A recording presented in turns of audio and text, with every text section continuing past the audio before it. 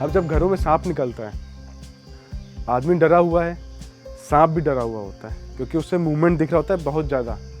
वो चुपचाप, हमेशा सांप का पहला काम है भागने का। वो हमेशा एस्केप प्लान बना के चलता है कि भागना है। अटैक तब करता है जब आप उसके अटैक एरिया में बहुत ज़्यादा करीब आ जाए। हर सांप का एक क्षमता होती है कि वो उतनी दूर तक ही अटैक करेगा, कोई सांप दौड़ाता नहीं है, इंडियन स्नेक्स की तो खासकर। इसमें क्या करना है कि आपको सांप को मारना नहीं है, उसे जाने का रास्ता देना है। सांप आया कहाँ से? खिड़की दरवाजे से, जाने का रास्ता भी वही है।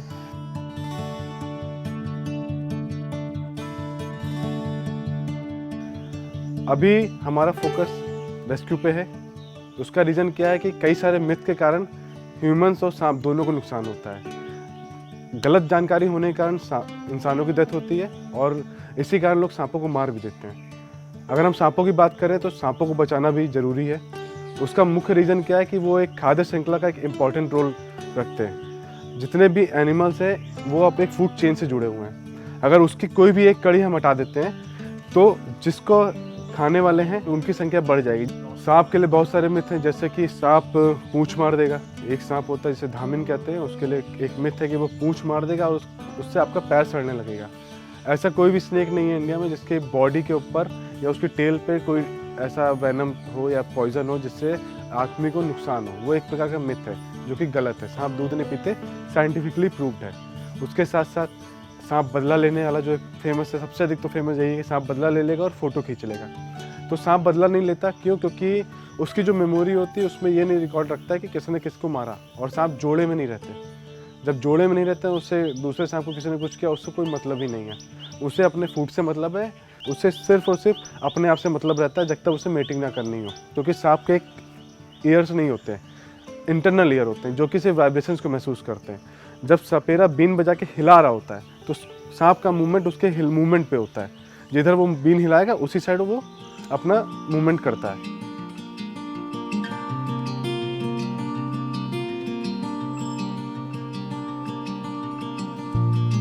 जब पहला सांप रेस्क्यू किया था क्लास 9th में, उस समय मुझे आइडिया नहीं था कि वो सांप कौन सा है, तो उसको मैंने हाथ नहीं लगाया क्योंकि मैंने पहला मेथड सीखा था कि बैगिंग करना, जो सबसे सेफ तरीका है सांप को रेस्क्यू करने। देखिए, सांप का नाम सुन के सबको समझ में आता है कि मौत। उसका रीज़न क्या है कि सांपों के बारे में लोगों को सही जानकारी है ही नहीं। जैसे अपने भारत की बात करें तो अपने यहाँ करीब 350 प्रजातियाँ हैं। एग्जैक्ट नंबर नहीं पता अभी तक किसी को, क्योंकि आए दिन कोई ना कोई रिसर्च चल रही है कई स्पीसीज़ में। तो अभी भी रिसर्च कर रहे हैं कि हो सकता है वो सब स्पीसीज़ हो किसी की।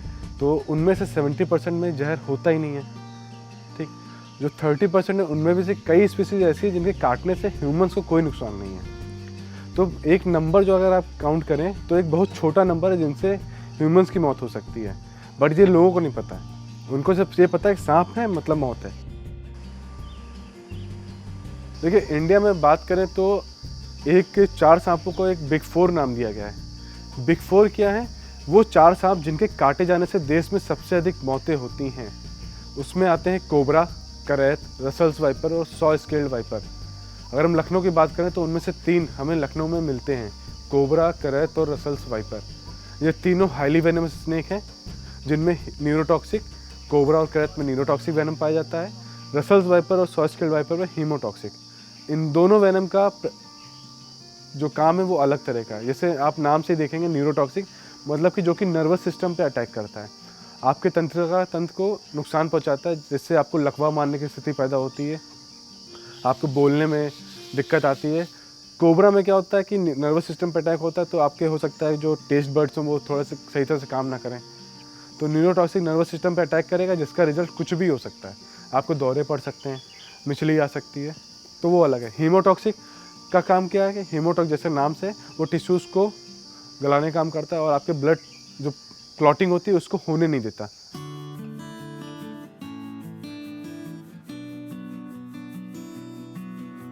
सांप को देख करके एकदम से हम लोग नहीं पहचान सकते हैं कि ये जहरीला है या जहरीला नहीं है। इस तरह के आयोजन हम लोग लगातार चिड़ियाघर में और अपनी रेंज कार्यालयों में करते हैं कि यहाँ पर हम बताते हैं कि सभी सांप जहरीले नहीं हैं और जहरीले सांपों को कैसे, अगर वो काट भी लेता है तो उसको भी कैसे हम लोग कंट्रोल कर सकते हैं, जहर को कैसे रोक सकते हैं और प्राथमिक उपचार हम लोग किस प्रकार कर सकते हैं। 1000 से ज़्यादा सांपों को हम लोगों ने रेस्क्यू किया है पिछले 8 से 10 सालों में। लगभग ईयरली हमारे पास कॉल्स बहुत ज़्यादा हैं और जैसे जैसे लोगों को जानकारी हो रही है कॉल्स बढ़ रही है हमारे पास, जिससे लोग अवेयर हो रहे हैं कि मारना नहीं है और बस उन्हें देखना है।